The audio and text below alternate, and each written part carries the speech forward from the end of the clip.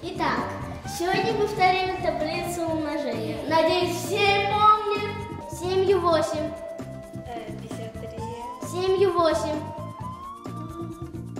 Данил, 7 8. Гриша, 7 8. 56. Ну, наконец-то.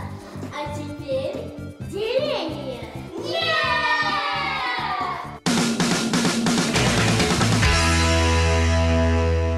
Сегодня мы будем готовить ушки с бабушкой. И вообще, хорошо, когда есть бабушка. Так, взбиваем яйца. Вообще, разбивать яйца – это большое искусство.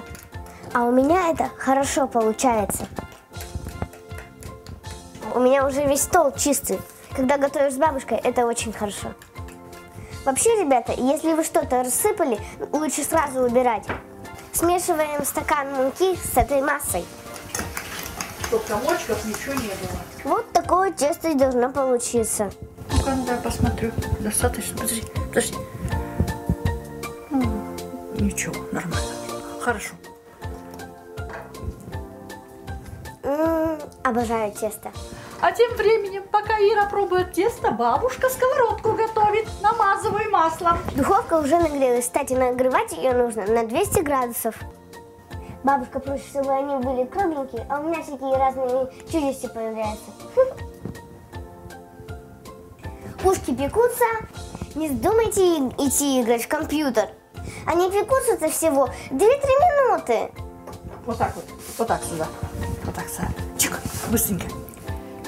Не заворачивай. Вот так. Чук. О, ухо, смотрите, какое. Самое сложное – это заворачивать ушки.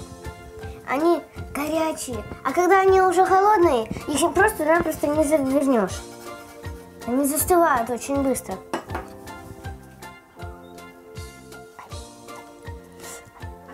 Видите, как хорошо с бабушкой работать? Знаете, расскажу вам по секрету. Первая партия у меня не получилась. Я ее съела. Пока допекается последняя партия ушек, повторим рецепт. 1 стакан муки, 1 стакан сахара и 3-4 яйца. Запомнили? И не забудьте все взбить. Молодцы! Вот так вечером вы можете устроить для своих родителей праздник. Бабушка, что бы ты без меня делала? Да уж, да уж. Самое классное и интересное место в школе номер 2 – это, конечно же, кабинет робототехники. Давайте посмотрим, что там происходит. Здесь, как обычно, дети всегда сидят и учатся. Они занимаются, как видите, тестированием роботов, кто-то занимается программированием роботов и рисованием 3D-моделей.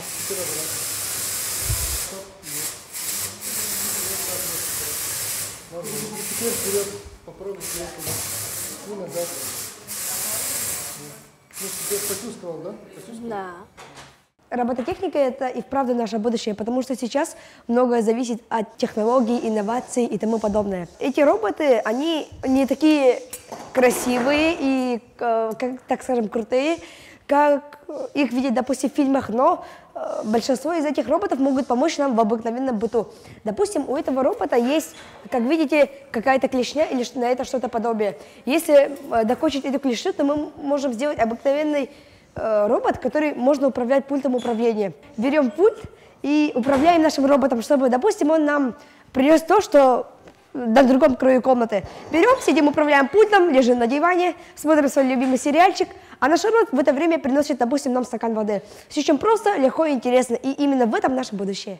Второй у нас чем управляет? Мотором. А это что у нас делает? Давай.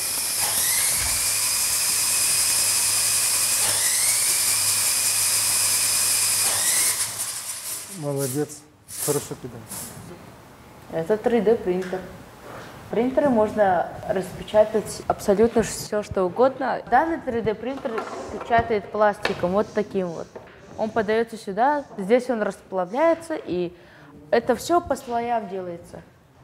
Все это один маленький слой. Представьте, когда вам пришлось бы делать это с помощью мозаики. Бывают просто такие побрякушки. И главное то, что это очень просто. Даже если вы не умеете делать 3D-модели, то просто можно найти на сайте. И все. Вот увидели вы какую-то огромную 3D-модель, хотите очень ее сделать, то есть другие версии их, то есть он у нас маленький, но потом нам привезут побольше и получше. То есть поэтому нам придется по частям делать. Например, мы не можем сделать огромный типа пистолет как-нибудь, а то есть сначала рукоятку, ствол и все остальное, магазин тоже. На самом деле здесь ребята не только играют, но и серьезно работают. Чтобы показать себя с хорошей стороны на всяких различных соревнованиях и фестивалях, они делают крутые и достаточно очень сложные проекты. Мы приобрели этого робота 2 года назад, и мы программировали его, собирали, чтобы по программе он двигался и создавал танец. Это очень сложная модель робота, все в шестеренках, и если одна часть сломается, то он будет очень неисправен, и показывать его будет нельзя. Вот 21 программа, каждое движение надо контролировать. Я хочу этим заниматься, поскольку это мне интересно очень. И я хочу внести свой вклад в историю человечества. Не знаю, как вы, но я думаю, то, что именно за робототехникой у нас интересное и светлое будущее.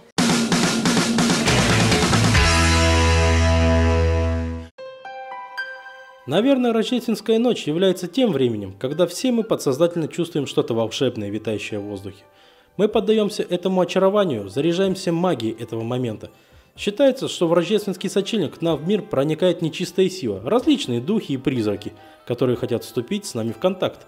По этой причине наши предки именно в это время старались заглянуть за плотную пелену времени, когда все эти духи могли помочь им во время сеансов рождественских гаданий.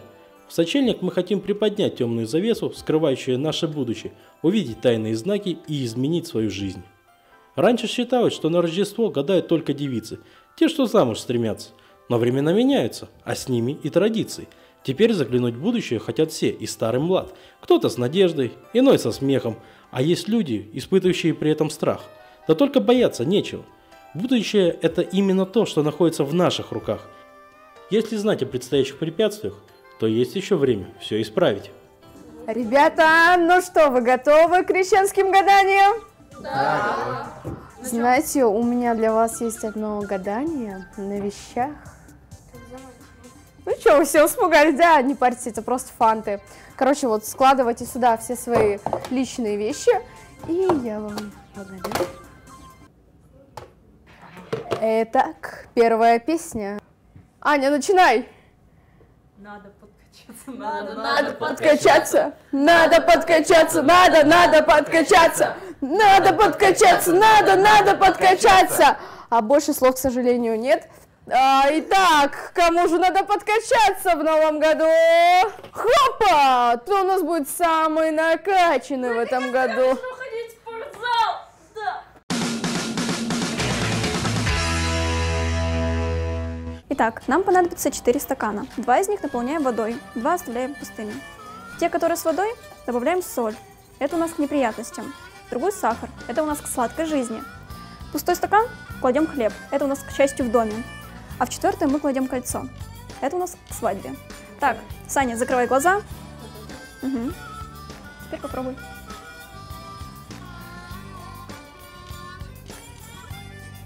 Сладкое или соленое?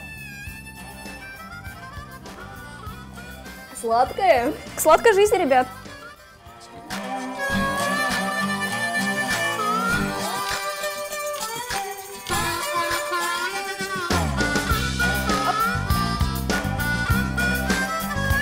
Открывай. Кого-то ждет свадьба.